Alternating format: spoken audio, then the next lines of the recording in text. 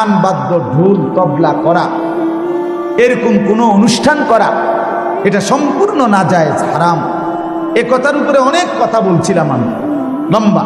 বলার পরে একজন মুরব্বী, ওই গ্রামের বুড়া মানুষ, এই বড় চুলওয়ালা, উনিও ফকির, ওনার বাড়িতে এই গান বাদ্য উরুস সবসময় হইতো, বহু বছর ধরে হয়।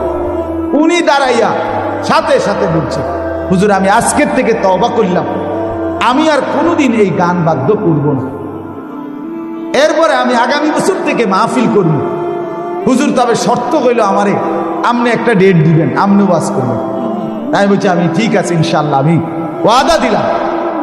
এই থেকে নিয়ে আজকে 3 বছর ওনার বাড়িতে এই সমস্ত মাজারের উরুস, গান বাদ্য, মোমবাতি সব বন্ধ হইয়া এই বুড়া মানুষ, গ্রামের সাধারণ মানুষ, কিন্তু ওই চাচা এখন নিয়মিত মাহফিল করেন। আজকেও আমি বললাম ওইখানে, চাচা মূল বিষয় হইল আল্লাহ পছন্দ করছে বলে এই বয়সেও আল্লাহ আপনার আলোর পথ দেখায় দিয়েছে। আল্লাহ দয়া করছে, আল্লাহ দয়া করছে, আল্লাহ দয়া করছে। আরে যদি কাউরে আল্লাহ 90 বছর বয়সেও গুনাহ মাফ করবার তৌফিক, হেদায়েত, তওবা করার যোগ্যতা দেয়, কত বড় সৌভাগ্য। কিন্তু 70 বছরের বুড়া মিয়া অনবিরি খায়, এটা কত বড় দুর্ভাগ্য। 60 বছরের বুড়া, 70 বছরের বুড়া চাচা এখনো চা দোয়ানে বইয়া রঙিন টেলিভিশনের মধ্যে বেডির নাচ চায়, এটা কত বড় অসিব্য, এটা কত বড় বদনসিব, মন্দ কপাল। চিন্তা করে দেখ কত বড় অভিশপ্ত জিন্দিগিটা। আখিরাত জুটবে কখন, পরকালের বুঝ আসবে কখন? এই জন্য বললাম এটা মনে রাখতে হবে, আল্লাহর দয়া ছাড়া, আল্লাহ বলেন আমি যাকে ইচ্ছে করি তাকে আমি আল্লাহ বক্ষটা, তার দিলটা খুলে দেই ইসলামের জন্য। আমি তাকে একটা আলো দিয়ে দেই, আলো, নূর, সেই নূরের পাওয়ারে সে জান্নাত পর্যন্ত চলতে থাকে। ফাওয়াইলুল লিল কাসিয়াতি কুলুবুহুম মিন যিকরিল্লাহ। ছেলেরা শোনো, বাবারা শোনো, একটা ছেলে হলো, একটা ছেলে শোনো। সবাই বুঝতো না, আমি আগেই কইছি, সবাই শুনবেন। আরো বলল, খুদ রাসূলুল্লাহ সাল্লাল্লাহু আলাইহি সাল্লাম, সাহাবায়ে কেরাম বলার পরেও কত লক্ষ মানুষ কালেমা পড়ে নাই।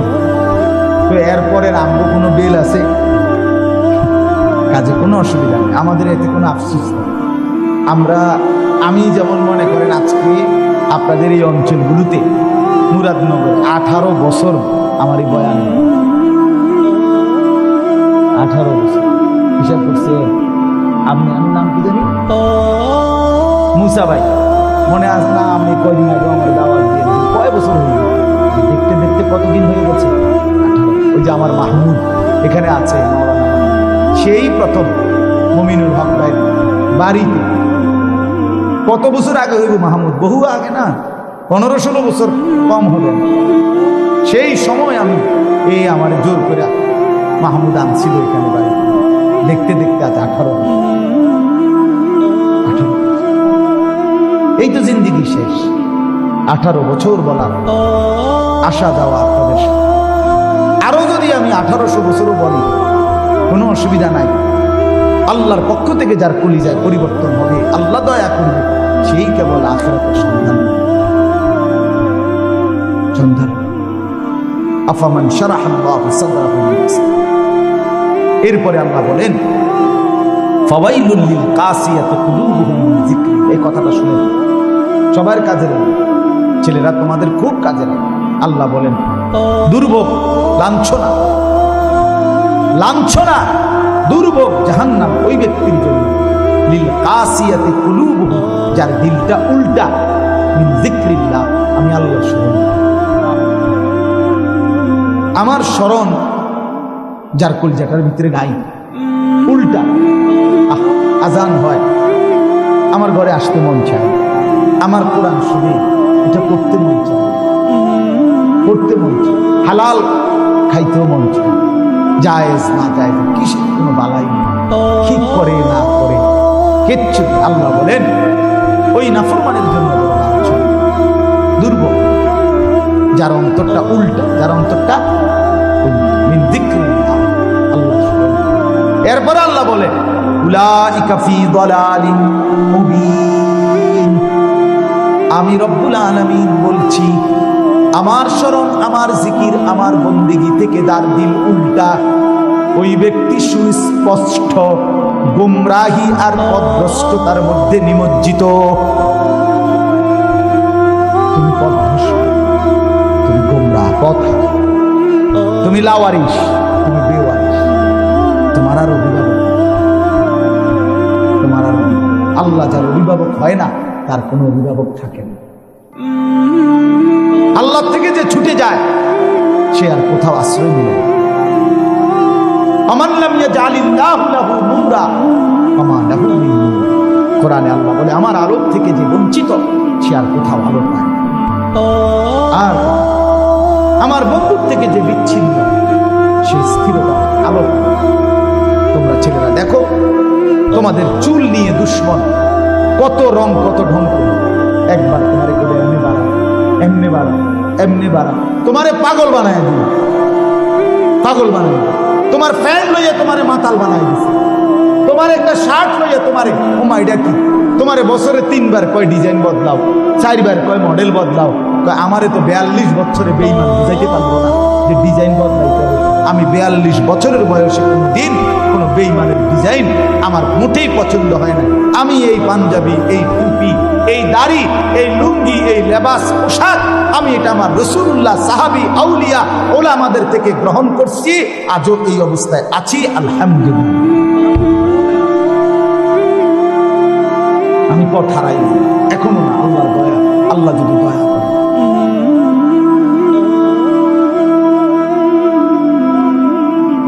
আমি ইন্ডিয়া গেছি, দিল্লি, 1 সপ্তাহ পুরো দিল্লি ছিলাম।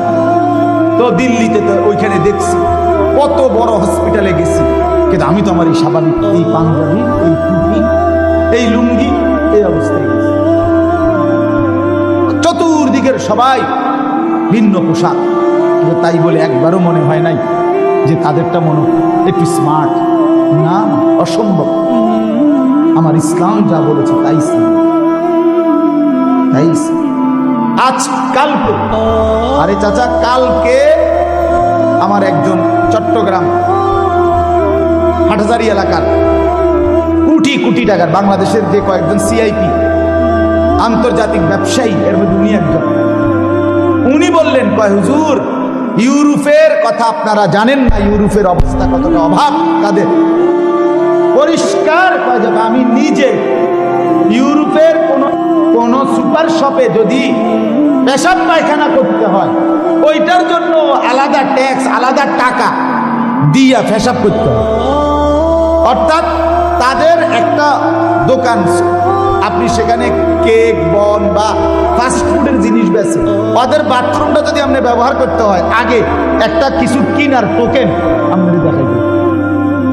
একটা জিনিস ট্যাক্স ছাড়া, টাকা ছাড়া স্বামী স্ত্রী একসাথে, আমি নিজে দেখছি, স্বামী স্ত্রী একসাথে খানা খাইছে একসাথে, কিন্তু স্বামীর বিল স্বামী দেয়, স্ত্রীর বিল স্ত্রী আলাদা দেয়।